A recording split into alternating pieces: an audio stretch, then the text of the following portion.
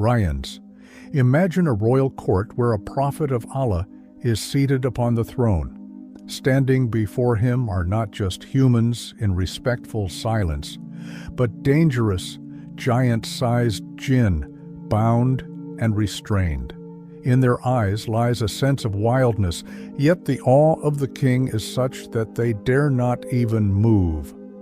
Above his head, thousands of birds have spread their wings to ensure the king is shielded from the sun. Outside the palace, fierce winds stand waiting for a command, waiting for the signal to blow and carry the throne away. This is not a world of fiction, but a true scene from the kingdom of Prophet Sulaiman, Sulaiman Alaihissalam, as described in the Quran.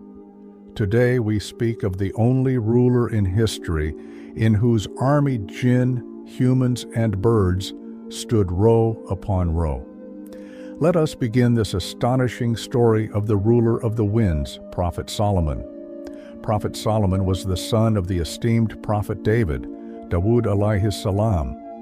From childhood, Allah granted Solomon such wisdom and understanding that, with divine guidance, he could resolve the most complex of cases with profound insight.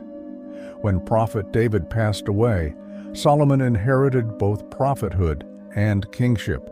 However, he knew that such a massive responsibility could not be fulfilled without the help of Allah. One night, in solitude, he raised his hands before his Lord and made a prayer that shook the gates of heaven. According to the Quran, he said, "My Lord, forgive me and grant me a kingdom such as will not belong to anyone after me." Allah accepted the prayer of his beloved servant, and the universe witnessed scenes that were never seen before and will never be seen again. First, the winds were made subservient to Solomon. Whenever he wished, he would sit upon his grand throne, and at his command, the fierce winds would lift the throne and soar into the sky. The Quran bears witness that this throne would cover a month's journey in the morning and a month's journey in the evening, all in just a few hours. After the heavens, the earth too revealed its treasures.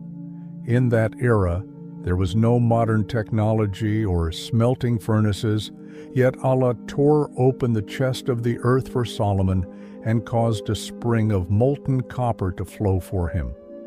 With his wisdom, he would mold this copper into large vessels, tools, and weaponry. Then came the turn of those terrifying creatures known as the Jinn. Allah made the rebellious Jinn subservient to Solomon. These giant beings performed two types of tasks for him.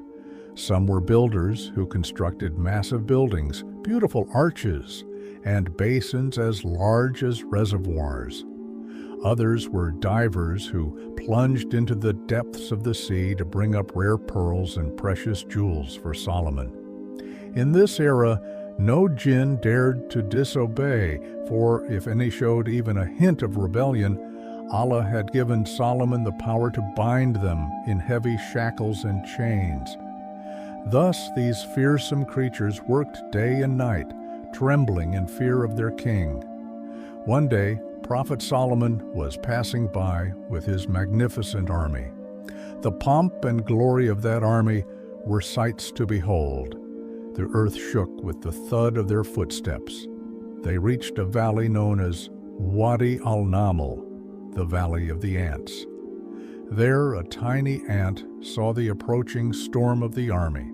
She warned her people, "O ants, enter your dwellings, lest Solomon and his hosts crush you while they perceive it not."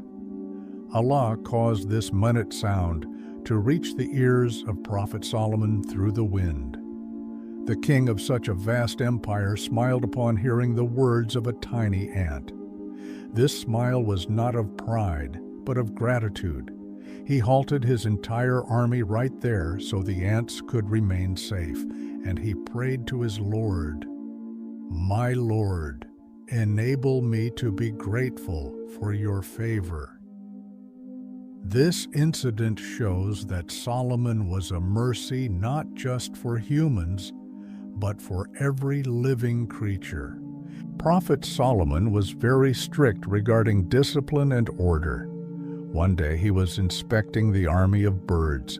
His sharp eyes immediately noticed that one bird was missing from its spot. He asked, "Why is it that I do not see the hoopoe, hudhud? Or is he among the absent?" The king's majesty flared. He declared that if the bird did not bring a valid reason for its absence, he would punish it severely or slaughter it. This was the king's firmness even toward a bird, for in this kingdom no one was allowed to break discipline. A short while later, the hoopoe returned, panting and terrified. However, it carried news that would turn Solomon's anger into astonishment.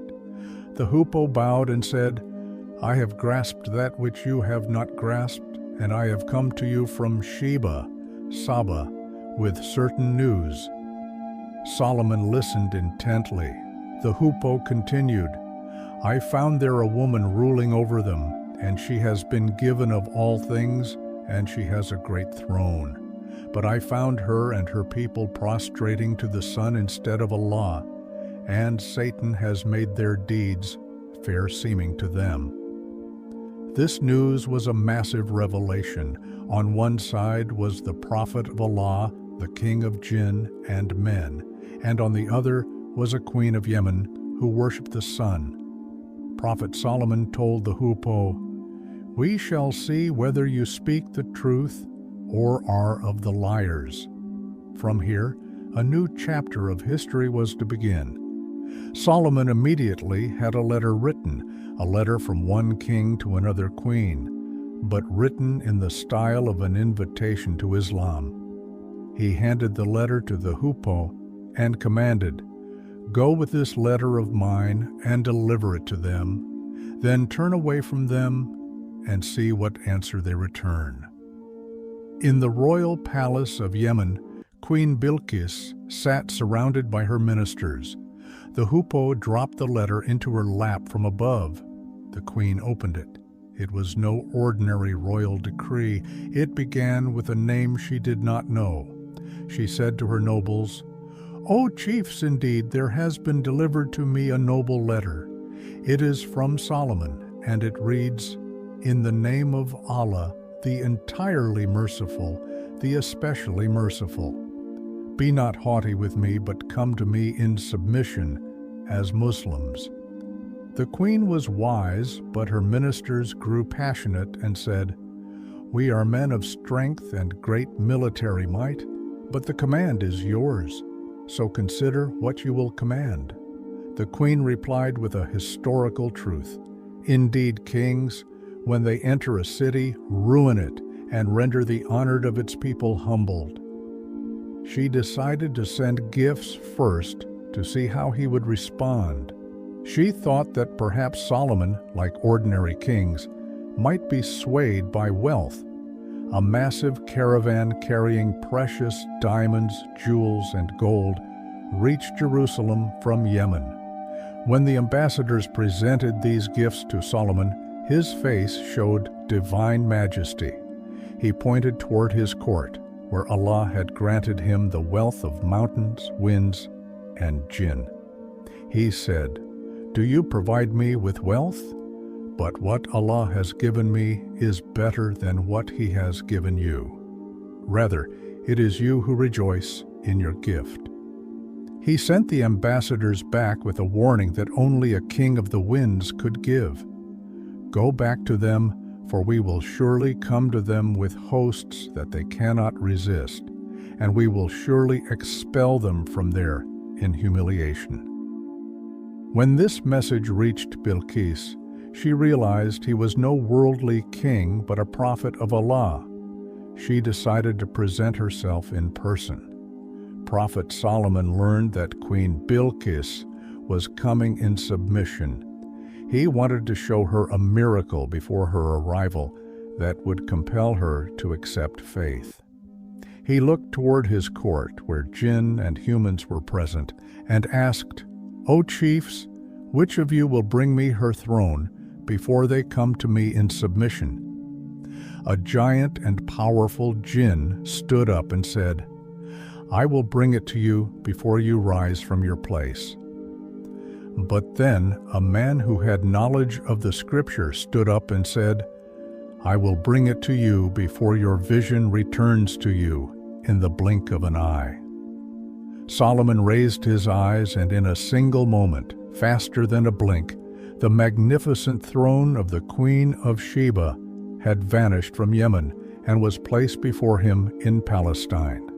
This was a miracle that tore through time and space.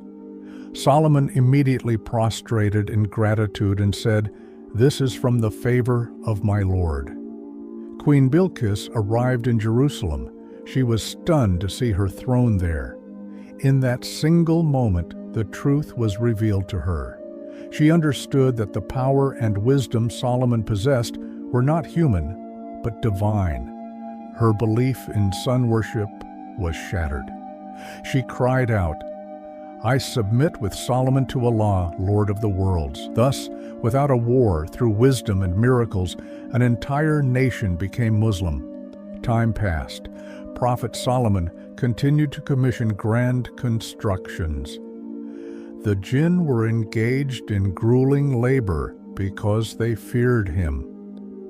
Prophet Sulaiman stood leaning on his staff, supervising the Jinn. In this very state, the angel of death came and took his soul.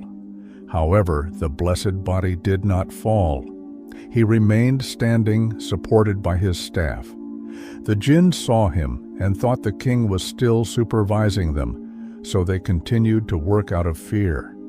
Meanwhile, a tiny creature inside the earth, a termite, was commanded to act. It slowly began to eat the wooden staff. When the wood became hollow and could no longer support the weight, the blessed body of Prophet Sulaiman fell to the ground. Only then did the Jinn realize that the king had passed away long ago. The Quran says that if the Jinn had known the unseen, they would not have continued in the humiliating torment of their labor. Friends, this end to the journey of Prophet Sulaiman leaves us deeply moved. Think of that great king at whose signal the winds would change their direction and at whose awe the rebellious Jinn would tremble. Even he appeared helpless before death. A tiny termite, by eating that royal staff, revealed the secret to the world. No matter how strong an authority may be, it must face a decline. Prophet Sulaiman had prayed, "O Allah, grant me a kingdom that belongs to no one else." Allah gave it to him, but at the same time, he showed that the end of even the greatest kingdom on earth is dust. All power and all authority belong only to that Lord who is ever living. The true kingdom of a human is not his throne, but his character and his relationship with Allah. Date friends, if you like the video, please subscribe our channel. Thank you.